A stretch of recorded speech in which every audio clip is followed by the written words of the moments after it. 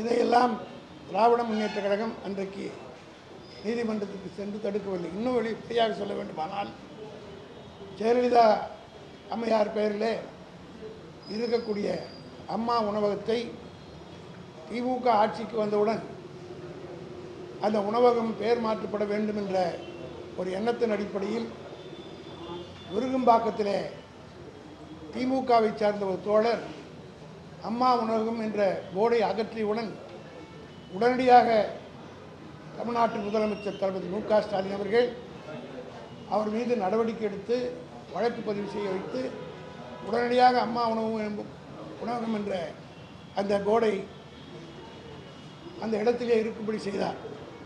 அதோடு மட்டுமல்ல, இன்னும் வெளிப்படையாக சொல்ல வேண்டுமானால், இவர்கள் ஜெயலலிதாவுக்கு சிலை வைத்திருக்கிறார்களே, அந்த சிலைக்கு கூட முழுமையான அரசாங்கத்திலிருந்து அதுக்குரிய அனுமதி பெறவில்லை.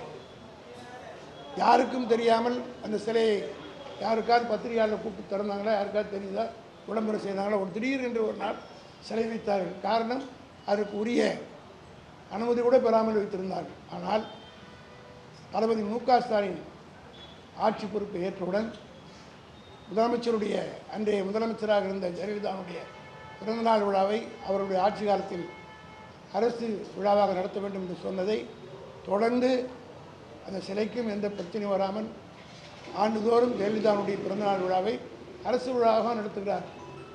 இது நாங்கள் செய்த காரணம், தளபதி மு.க. ஸ்டாலின் கலைஞர் வழி வந்தவர். ஆனால் ஒரு உங்களுடன் ஸ்டாலின் என்கிற ஒரு திட்டத்துக்கு பெயர் வைத்தவுடன் அவசரமாக நீதிமன்றத்துக்கு சென்று வழக்கை தொடர்ந்தார்.